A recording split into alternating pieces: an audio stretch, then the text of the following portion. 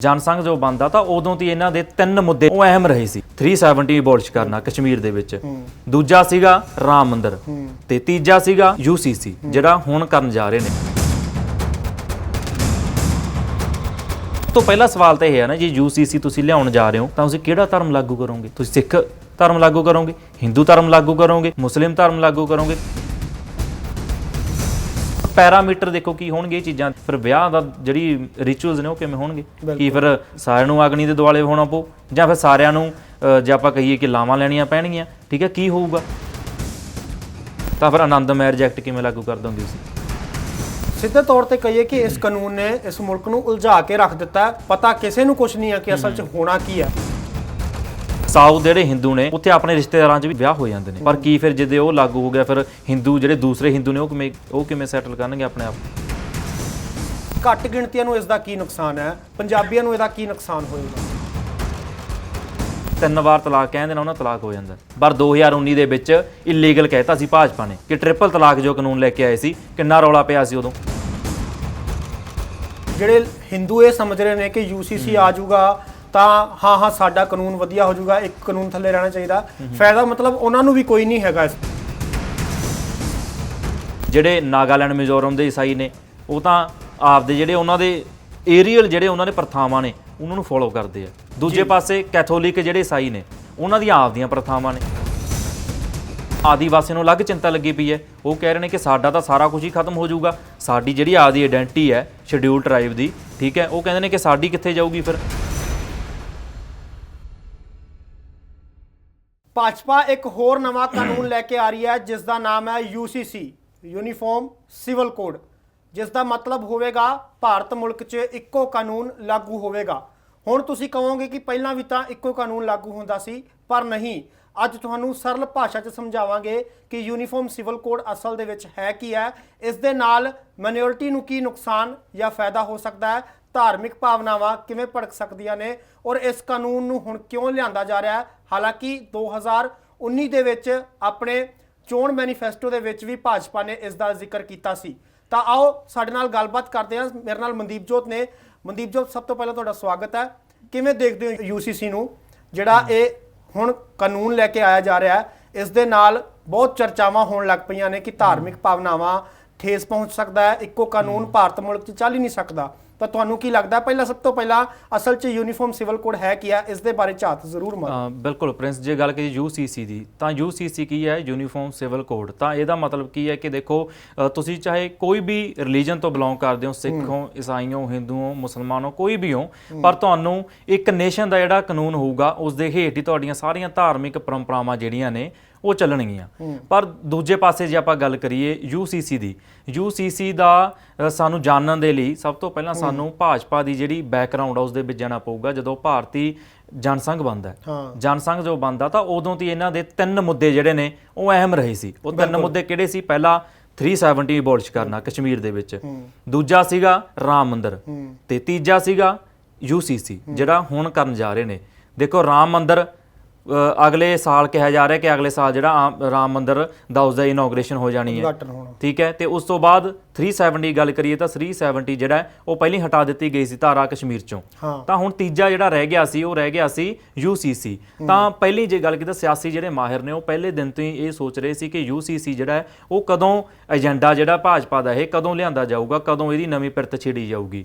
ਤਾਂ ਹੁਣ ਭਾਜਪਾ ਨੇ ਸੋਚਿਆ ਕਿ ਇਹ ਨਵੀਂ ਪਿਰਤ ਛੇੜਨ ਦਾ, ਨਵਾਂ ਏਜੰਡਾ ਲਿਆਉਣ ਦਾ ਹੁਣ ਟਾਈਮ ਹੈ। ਕਿਉਂਕਿ ਦੇਖੋ, ਅਗਲੇ ਸਾਲ 2024 ਦੇ ਇਲੈਕਸ਼ਨ ਨੇ। ਇੱਕ ਪਾਸੇ ਜਿੱਥੇ ਰਾਹੁਲ ਗਾਂਧੀ ਲਗਾਤਾਰ ਸਟਰਗਲ ਕਰ ਰਹੇ ਨੇ ਤੇ ਦੂਜੇ ਪਾਸੇ ਉਹ ਸਾਰੀਆਂ ਪਾਰਟੀਆਂ ਨੂੰ ਇਕੱਠੇ ਕਰ ਰਹੇ ਨੇ। ਅਰਵਿੰਦ ਕੇਜਰੀਵਾਲ ਹੋਣ, ਨਿਤੀਸ਼ ਕੁਮਾਰ ਹੋਣੀ ਹੋਣ, ਮਮਤਾ ਬੈਨਰਜੀ ਹੋਵੇ, ਸਾਰੀਆਂ ਇੱਕ ਗੱਠਜੋੜ ਬਣਾ ਰਹੇ ਨੇ ਕਿ ਹਾਂ ਮੋਦੀ ਹੋਣਾ ਦੇ ਖਿਲਾਫ ਅਸੀਂ ਖੜ ਸਕੀਏ। ਲੜਨਾ ਤਾਂ ਇੱਕ ਅਲੱਗ ਚੀਜ਼ ਹੈ, ਉਹ ਖੜਨ ਦੇ ਲਈ ਹੀ, ਐਗਜ਼ਿਸਟੈਂਸ ਦੇ ਲਈ ਉਹ ਆਪਣਾ ਪ੍ਰੈਸ਼ਰ ਪਾ ਰਹੇ ਨੇ ਕਿ ਅਸੀਂ ਗੱਠਜੋੜ ਬਣਾ ਲਈਏ। ਤੇ ਦੂਜੇ ਪਾਸੇ ਨਰਿੰਦਰ ਮੋਦੀ ਹੋਣਾ ਦੇ ਵੱਲੋਂ ਇਹ ਜਿਹੜਾ ਭਾਜਪਾ ਦੇ ਵੱਲੋਂ ਲਿਆਂਦਾ ਗਿਆ ਕਾਨੂੰਨ ਹੈ UCC ਜਿਹਨੂੰ ਆਪਾਂ ਕਹਿੰਦੇ ਆ, ਅਸਲ 'ਚ ਇਹ ਇਕੱਲੇ BJP ਦਾ ਏਜੰਡਾ ਨਹੀਂ, ਇਹ RSS ਦਾ ਏਜੰਡਾ ਮੁੱਢ ਤੋਂ ਹੀ ਰਹੇਗਾ। ਕਿਉਂਕਿ ਜੇ ਆਪਾਂ ਗੱਲ ਕਰਦੇ ਹਾਂ RSS ਦੀ ਤਾਂ ਉਦੋਂ ਤੋਂ ਹੀ ਜਿਹੜਾ ਇਹਨਾਂ ਦੇ 3 ਏਜੰਡੇ ਜਿਹੜੇ ਆਪਾਂ ਮੁੱਖ ਦੱਸੇ ਆ ਇਹ ਰਹੇ ਨੇ। ਤਾਂ ਹੁਣ ਇਹ ਏਜੰਡਾ ਇੱਕ ਰਹਿ ਗਿਆ, ਤਾਂ ਹੁਣ ਇਹਨੂੰ ਲਾਗੂ ਕਰਨ ਦੇ ਲਈ ਇਹ ਕੋਸ਼ਿਸ਼ਾਂ ਕਰ ਰਹੇ ਨੇ। UCC ਦੀ ਜੇ ਮੈਂ ਗੱਲ ਕਰਾਂ ਤਾਂ UCC ਲਾਗੂ ਕਰਨਾ ਕੋਈ ਬਹੁਤਾ ਸੌਖਾ ਨਹੀਂ ਆ। ਕਿਉਂਕਿ ਦੇਖੋ ਆਪਾਂ ਸ਼ੁਰੂ ਤੋਂ ਹੀ, ਤੁਸੀਂ ਵੀ ਮੈਂ ਵੀ, ਆਪਾਂ ਬਚਪਨ ਦੇ ਵਿੱਚ ਇੱਕ ਲੇਖ ਲਿਖਦੇ ਹੁੰਦੇ ਸੀ, ਮੇਰਾ ਦੇਸ਼ ਮਹਾਨ।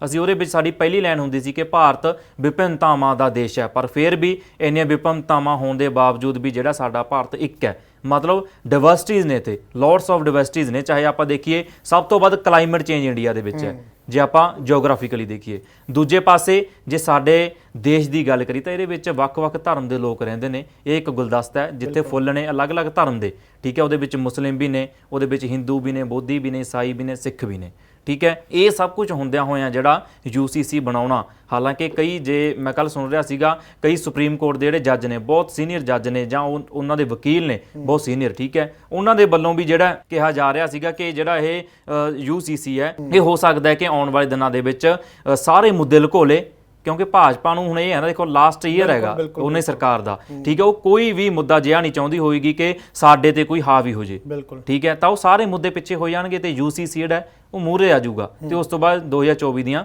ਇਲੈਕਸ਼ਨ ਨੇ। ਮਨਦੀਪ, ਮੇਰਾ ਇੱਕ ਸਵਾਲ ਹੈ, ਮੈਂ ਟੋਕ ਰਿਹਾ ਤੁਹਾਨੂੰ। ਲੋਕ ਆਪਣੀ ਇੰਟਰਵਿਊ ਦੇਖ ਰਹੇ ਨੇ, ਉਹ ਲੋਕਾਂ ਦੇ ਮਨਾਂ 'ਚ ਇਹੀ ਸਵਾਲ ਆ ਰਿਹਾ ਹੋਣਾ ਕਿ UCC ਤਾਂ ਇੱਕ ਕਾਨੂੰਨ, ਜਿਵੇਂ ਭਾਰਤ ਦੇ ਮੁਲਕ, ਉਹ ਕਹਿ ਰਹੇ ਪਹਿਲਾਂ ਵੀ ਕੋਈ ਕਾਨੂੰਨ ਹੈ, ਇਹ ਇਸ ਦੇ ਨਾਲ ਕਿਹੜੇ ਕਾਨੂੰਨ ਵੱਖ ਹੋ ਜਾਣਗੇ? ਮਤਲਬ ਕਿਹੜੇ ਕਾਨੂੰਨ, ਜਿਹੜੇ ਵੱਖਰੇ ਕਾਨੂੰਨ ਨੇ ਮਿਨੋਰਟੀਜ਼ ਦੇ, ਪੰਜਾਬ ਦੇ ਵਿੱਚ, ਹਿਮਾਚਲ ਦੇ ਵਿੱਚ, ਉਹ ਵੀ ਇੱਕ ਦੇ ਥੱਲੇ ਆ ਜਾਣਗੇ? ਅਲੱਗ-ਅਲੱਗ ਕਿਹੜੇ ਕਾਨੂੰਨ ਨੇ? ਦੇਖੋ ਇਹ ਪ੍ਰਿੰਸ ਕੀ ਗੱਲ ਹੈ ਕਿ ਦੇਖੋ ਜਿਹੜਾ ਕਾਨੂੰਨ ਸਾਡਾ ਸੰਵਿਧਾਨ ਹੈ, ਅਪਰਾਧਿਕ ਮਾਮਲਾ ਕਾਨੂੰਨ ਇੱਕ ਹੈ, ਠੀਕ ਹੈ, ਉਹ ਅਲੱਗ ਚੀਜ਼ ਹੈ। ਇਹ ਸਾਡਾ ਧਾਰਮਿਕ ਮਾਮਲੇ ਨੂੰ ਲੈ ਕੇ ਹੈ। ਇਹਨੂੰ ਕੁਝ ਲੋਕ ਪਰਸਨਲ ਲਾਅ ਵੀ ਕਹਿ ਰਹੇ ਨੇ। ਹੁਣ ਪਰਸਨਲ ਲਾਅ ਦਾ ਕੀ ਮਤਲਬ ਹੈ? ਸਾਡੇ ਸੰਵਿਧਾਨ ਦੇ ਵਿੱਚ ਹਰੇਕ ਨੂੰ ਆਪਣਾ ਧਰਮ, ਆਪਣੀ ਆਸਥਾ ਆਪਣੇ ਅਕੋਰਡਿੰਗ ਮੰਨਣ ਦੀ ਆਗਿਆ ਦਿੰਦਾ ਸੰਵਿਧਾਨ ਸਾਡਾ। ਸਾਡੇ ਕਨਸਟੀਟਿਊਸ਼ਨ 'ਚ ਇਹ ਚੀਜ਼ ਹੈਗੀ ਹੈ, ਪ੍ਰੋਵੀਜ਼ਨ ਹੈਗੀ ਹੈ। ਤੁਹਾਡਾ ਸੰਵਿਧਾਨ ਜਿਹੜਾ ਹੈ ਉਹ ਤੁਹਾਨੂੰ ਦਿੰਦਾ ਹੈ ਕਿ ਤੁਸੀਂ ਕੁਝ ਵੀ ਆਪਣੀ, ਜਿਹੜਾ ਤੁਹਾਡਾ ਧਾਰਮਿਕ ਰੀਤੀ ਰਿਵਾਜ ਨੇ, ਉਹਨਾਂ ਨੂੰ ਆਪਣੇ ਢੰਗ ਦੇ ਨਾਲ, ਆਪਣੀ ਆਸਥਾ ਦੇ ਨਾਲ ਤੁਸੀਂ ਸੈਲੀਬ੍ਰੇਟ ਕਰ ਸਕਦੇ ਹੋ। ਐਗਜ਼ਾਮਪਲ ਦੇ ਤੌਰ ਤੇ ਦੇਖੋ, ਹੁਣ ਜੇ ਆਪਾਂ ਗੱਲ ਕਰਦੇ ਹਾਂ ਕਿ UCC ਜੇ ਮੰਨ ਲਓ ਆ ਗਿਆ, ਠੀਕ ਹੈ, ਤਾਂ ਸਭ ਤੋਂ ਪਹਿਲਾ ਸਵਾਲ ਤਾਂ ਇਹ ਹੈ ਨਾ ਜੀ, UCC ਤੁਸੀਂ ਲਿਆਉਣ ਜਾ ਰਹੇ ਹੋ ਤਾਂ ਤੁਸੀਂ ਕਿਹੜਾ ਧਰਮ ਲਾਗੂ ਕਰੋਗੇ? ਸਭ ਤੋਂ ਵੱਡੀ ਗੱਲ ਇਹ ਵੀ ਹੈ ਨਾ, ਤੁਸੀਂ ਸਿੱਖ ਧਰਮ ਲਾਗੂ ਕਰੋਗੇ, ਹਿੰਦੂ ਧਰਮ ਲਾਗੂ ਕਰੋਗੇ, ਮੁਸਲਿਮ ਧਰਮ ਲਾਗੂ ਕਰੋਗੇ? ਜੇ ਦੇਖੋ ਇਹ ਗੱਲ ਆ ਨਾ, ਜੇ ਹਿੰਦੂ ਕਰਨਗੇ ਤਾਂ ਉਸ ਤੋਂ ਬਾਅਦ ਵੀ ਅੱਗੇ ਹੋਰ ਪੌੜੇ ਪੈਣੇ ਨੇ, ਕਿਉਂਕਿ ਜਿਹੜੇ ਇਹ ਗੱਲ ਸੋਚ ਰਹੇ ਨੇ ਕਿ ਹਿੰਦੂਆਂ ਦੇ ਲਈ ਲਾਹੇਵੰਦ ਹੈ, ਉਹ ਮੈਂ ਕਹੂੰਗਾ ਕਿ ਥੋੜਾ ਜਿਹਾ ਉਹਨਾਂ ਨੇ ਵਰਕ ਨਹੀਂ ਕੀਤਾ, ਉਹ ਪੜ੍ਹੇ ਨਹੀਂ ਗਏ ਥੋੜਾ ਜਿਹਾ, ਕਿਉਂਕਿ ਉਹ ਕਾਹਲੀ 'ਚ ਹੀ ਬਿਆਨ ਦੇ ਜਾਂਦੇ ਨੇ। ਹੁਣ ਦੇਖੋ PM ਮੋਦੀ ਦੇ ਵੱਲੋਂ, ਇੱਕ ਪ੍ਰਧਾਨ ਮੰਤਰੀ ਨਰਿੰਦਰ ਮੋਦੀ ਉਹਨਾਂ ਦੇ ਵੱਲੋਂ ਇੱਕ ਭਾਸ਼ਣ ਦਿੱਤਾ ਗਿਆ ਅਮਰੀਕਾ ਦੇ ਦੌਰੇ ਤੋਂ ਬਾਅਦ। ਜਦੋਂ ਆਉਂਦੇ ਆ UCC ਤੇ ਉਹਨਾਂ ਦਾ ਭਾਸ਼ਣ ਸੀ, ਉਹਨਾਂ ਨੇ ਕਿਹਾ ਕਿ ਜੇ ਇੱਕ ਘਰ ਦੇ ਵਿੱਚ ਹਰੇਕ ਬੰਦੇ ਲਈ ਅਲੱਗ-ਅਲੱਗ ਕਾਨੂੰਨ ਹੋਊਗਾ ਤਾਂ ਉਹ ਘਰ ਨਹੀਂ ਚੱਲ ਸਕਦਾ। ਪਰ ਮੈਂ ਜੇ ਗੱਲ ਕਹਾਂ, ਆਪਾਂ ਉਹ ਭਾਸ਼ਣ ਨੂੰ ਡੀਕੋਡ ਕਰੀਏ ਤਾਂ ਇਹ ਮਤਲਬ ਇਹਦਾ ਇਹ ਬਣਦਾ ਕਿ ਜੇ ਤੁਸੀਂ ਇੱਕ ਘਰ ਦੇ ਵਿੱਚ ਅਲੱਗ-ਅਲੱਗ ਧਰਮ ਦੇ ਲੋਕ ਤਾਂ ਨਹੀਂ ਨਾ ਰਹਿੰਦੇ। ਇਹ ਤਾਂ ਨਹੀਂ ਨਾ ਤੁਹਾਡਾ, ਮੰਨ ਲਓ ਤੁਹਾਡੇ ਫਾਦਰ ਕਿਸੇ ਹੋਰ ਧਰਮ ਨੂੰ ਬਿਲੋਂਗ ਕਰਦੇ ਆ, ਤੁਹਾਡੀ ਮਦਰ ਤੁਸੀਂ ਕਿਸੇ ਹੋਰ ਨੂੰ, ਠੀਕ ਹੈ। ਇਹ ਤਾਂ ਨਹੀਂ ਨਾ, ਜੇ ਤੁਸੀਂ ਸਾਰੇ ਇੱਕ ਧਰਮ ਨੂੰ ਬਿਲੋਂਗ ਕਰਦੇ ਹੋ ਸੀ, ਉਹ ਉਹਨਾਂ ਤੇ ਲਾਗੂ ਹੋ ਸਕਦਾ ਨਾ। ਮੋਦੀ ਹੋਣਾ ਨੇ ਇਹ ਨਹੀਂ ਨਾ ਕਿਹਾ ਕਿ ਅਲੱਗ-ਅਲੱਗ ਧਰਮਾਂ ਦੇ ਜੇ ਲੋਕ ਰਹਿੰਦੇ ਹੋਣਗੇ ਇੱਕ ਘਰ ਦੇ ਵਿੱਚ ਜਾਂ ਪਰਿਵਾਰ ਦੇ ਵਿੱਚ, ਫੇਰ ਥੋੜੀ ਇਹ ਲਾਗੂ ਹੋਊਗਾ। ਇਸ ਦਾ ਬੜਾ ਸੋਹਣਾ ਜਵਾਬ ਦਿੱਤਾ ਓਵੈਸੀ ਹੋਣਾ ਨੇ। ਓਵੈਸੀ ਹੋਣੀ ਕਹਿੰਦੇ ਨੇ ਕਿ ਪਹਿਲਾਂ ਤਾਂ ਕਹਿੰਦੇ ਜਿਹੜੇ ਸਾਰੇ ਹਿੰਦੂ ਨੇ, ਅਨਡਿਵਾਈਡਡ ਹਿੰਦੂ ਨੇ, ਉਹਨਾਂ ਨੂੰ ਕਹਿੰਦੇ ਤੁਸੀਂ ਸਭ ਤੋਂ ਪਹਿਲਾਂ ਤਾਂ ਅਬੋਲਿਸ਼ ਕਰਕੇ ਦਿਖਾਓ। ਮਤਲਬ ਸਾਊਥ ਦੇ ਵਿੱਚ, ਹੁਣ ਜੇ ਆਪਾਂ ਦੇਖੀਏ ਸਾਊਥ ਦੇ ਵਿੱਚ ਜਿਹੜਾ ਹੈ, ਉੱਥੇ ਹਿੰਦੂਆਂ ਦੇ ਅਲੱਗ ਕਲਚਰ ਹੈ, ਹਿੰਦੂਆਂ ਦੇ ਰੀਤੀ ਰਿਵਾਜ ਅਲੱਗ ਨੇ ਸਾਊਥ ਦੇ ਵਿੱਚ। ਜੇ ਆਪਾਂ ਨਾਗਾਲੈਂਡ, ਮਿਜ਼ੋਰਮ ਦੀ ਗੱਲ ਕਰੀਏ ਤਾਂ ਨਾਗਾਲੈਂਡ, ਮਿਜ਼ੋਰਮ ਦੇ ਵਿੱਚ ਜਿਹੜੇ ਈਸਾਈ ਨੇ ਉਹ ਅਲੱਗ, ਉਹਨਾਂ ਦੀਆਂ ਆਪਦੀਆਂ ਪ੍ਰਥਾਵਾਂ ਨੇ। ਕਿਉਂਕਿ ਹਮੇਸ਼ਾ ਦੇਖੋ ਇੱਕ ਧਰਮ ਹੁੰਦਾ, ਧਰਮ ਦੇ ਹੇਠਾਂ ਇੱਕ ਸਬ ਕੈਟਾਗਰੀ ਆ ਜਾਂਦੀ, ਸਾਡੇ ਰੀਤੀ ਰਿਵਾਜ, ਸਾਡੀਆਂ ਪ੍ਰਥਾਵਾਂ। ਹੁਣ ਸਿੱਖ ਧਰਮ ਦੇ ਵਿੱਚ ਬਹੁਤ ਜ਼ਿਆਦਾ ਜਿਹੜੀਆਂ ਪ੍ਰਥਾਵਾਂ ਨੇ ਅਲੱਗ-ਅਲੱਗ, ਆਪਣੇ ਜੀਓਗ੍ਰਾਫਿਕਲੀ ਬਹੁਤ ਡਿਫਰੈਂਸ ਪੈ ਜਾਂਦੇ ਨੇ ਕਿ ਕਿਸੇ ਫਲਾਣੇ ਸ਼ਹਿਰ ਦੇ ਵਿੱਚ ਹੋਰ ਰੀਤੀ ਰਿਵਾਜ ਨੇ, ਦੂਜੇ ਪਾਸੇ ਤੁਸੀਂ ਜਾਂਦੇ ਹੋ ਉਹ ਹੋਰ ਰੀਤੀ ਰਿਵਾਜ ਹੋ ਜਾਂਦੇ ਨੇ। ਤਾਂ ਇਹ ਸਾਡੀਆਂ ਇਹੀ ਡਿਵਰਸਿਟੀਜ਼ ਨੇ, ਤਾਂ ਫਿਰ ਗੱਲ ਇਹੀ ਹੈ ਨਾ ਕਿ ਸਾਊਥ ਦੇ ਵਿੱਚ ਹੁਣ ਤੁਸੀਂ ਦੇਖੋ ਜਿਹੜੇ ਹਿੰਦੂ ਨੇ ਉਹਨਾਂ ਦਾ ਆਪਣਾ ਹੀ ਕਲਚਰ ਹੈਗਾ, ਠੀਕ ਹੈ। ਉੱਥੇ ਤੁਸੀਂ ਪਹਿਲੀ ਗੱਲ ਤਾਂ ਜਦੋਂ ਹਿੰਦੀ ਨੇਸ਼ਨ ਵਨ ਲੈਂਗੁਏਜ ਦੀ ਗੱਲ ਸੀ, ਸਭ ਤੋਂ ਪਹਿਲਾਂ ਕਿਹਨੇ ਵਿਰੋਧ ਕੀਤਾ? ਦੱਖਣ ਦੇ ਹਿੰਦੂਆਂ ਨੇ। ਤੇ ਗੋਆ ਦੇ ਵਿੱਚ ਜੇ ਗੱਲ ਕਰੀਏ ਤਾਂ ਗੋਆ ਦੇ ਵਿੱਚ ਹਿੰਦੂ ਨੇ ਜਿਹੜੇ ਉਹ ਵੀ 2 ਵਿਆਹ ਕਰਾ ਸਕਦੇ ਨੇ, ਠੀਕ ਹੈ। ਇਹ ਉਹਨਾਂ ਦੇ ਆਪਦੀਆਂ ਪ੍ਰਥਾਵਾਂ ਨੇ, ਆਪਣਾ ਉਹਨਾਂ ਦਾ ਧਾਰਮਿਕ ਕਲਚਰ ਜਿਹੜਾ ਉਹ ਲਿਖਿਆ ਹੋਇਆ ਜੀ। ਮਨਦੀਪ, ਚਲੋ ਮੰਨ ਲਿਆ, ਹੁਣ ਸਰਲ ਭਾਸ਼ਾ 'ਚ ਅਸੀਂ ਸਮਝ ਗਏ UCC ਹੈ ਕੀ ਹੈ, ਤਾਂ ਚਲੋ ਇਹ ਮਤਾ ਹੁਣ ਪਾਸ ਹੋ ਗਿਆ, ਤੁਸੀਂ ਐਗਜ਼ਾਮਪਲ ਦੇ ਤੌਰ ਤੇ ਲਾਓ। ਘੱਟ ਗਿਣਤੀਆਂ ਨੂੰ ਇਸ ਦਾ ਕੀ ਨੁਕਸਾਨ ਹੈ?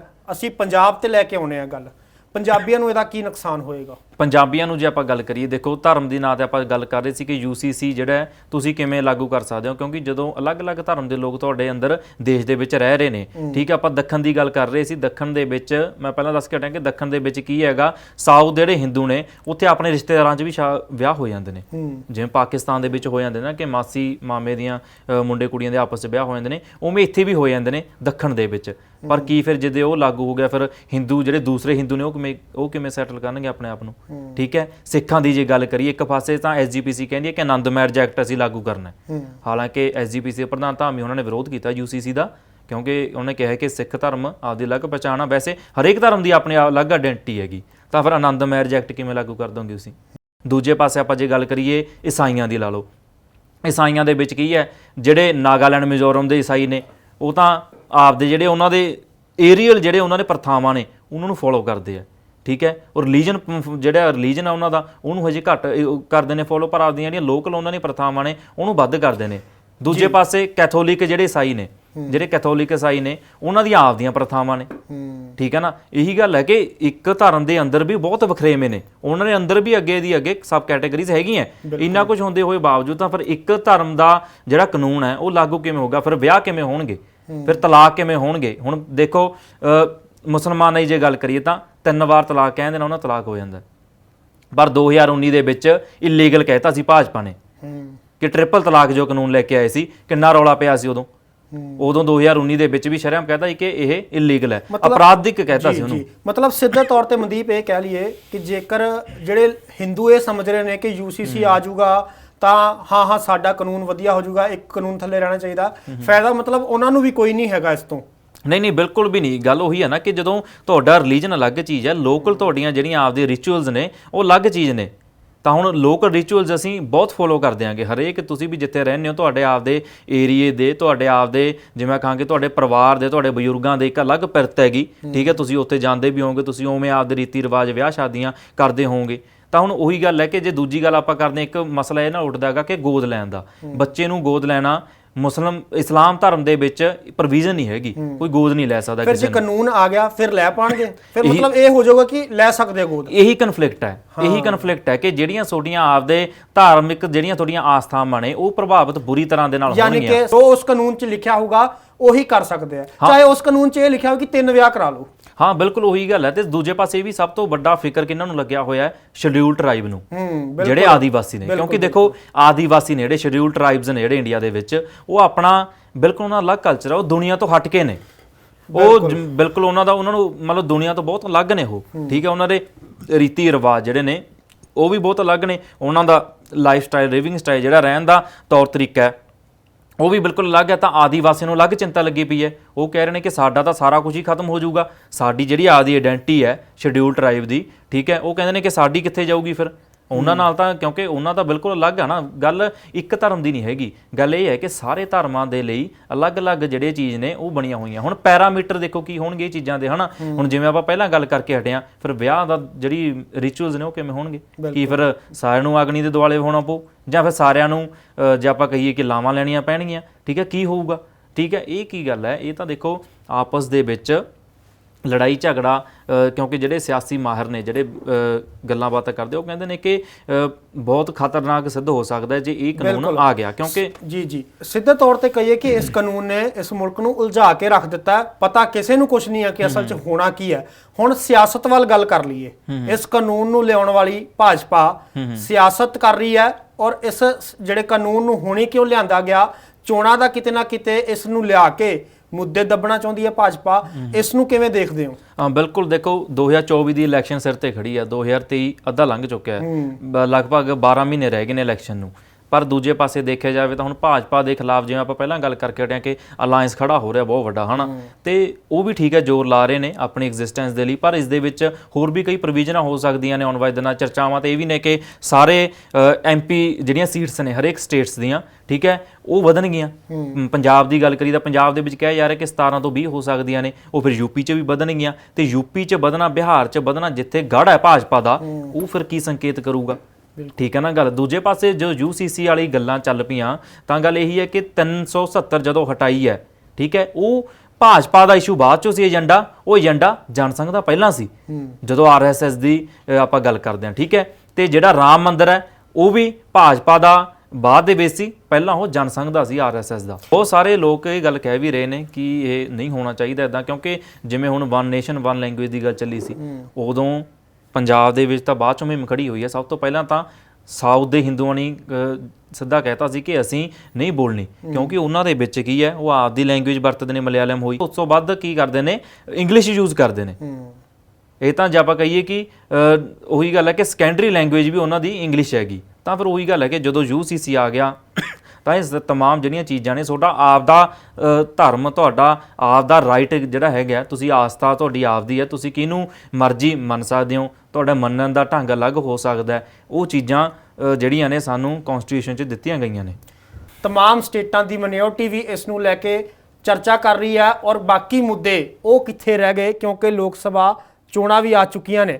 ਤਾਂ ਇਸ ਦਾ ਫਾਇਦਾ ਕਿਸ ਨੂੰ ਹੋਵੇਗਾ, ਨੁਕਸਾਨ ਕਿਸ ਨੂੰ ਹੋਵੇਗਾ, ਜੇਕਰ ਇਹ ਬਿੱਲ ਪਾਸ ਹੁੰਦਾ ਹੈ ਤਾਂ ਉਸ ਤੋਂ ਬਾਅਦ ਹੀ ਪਤਾ ਲੱਗੇਗਾ।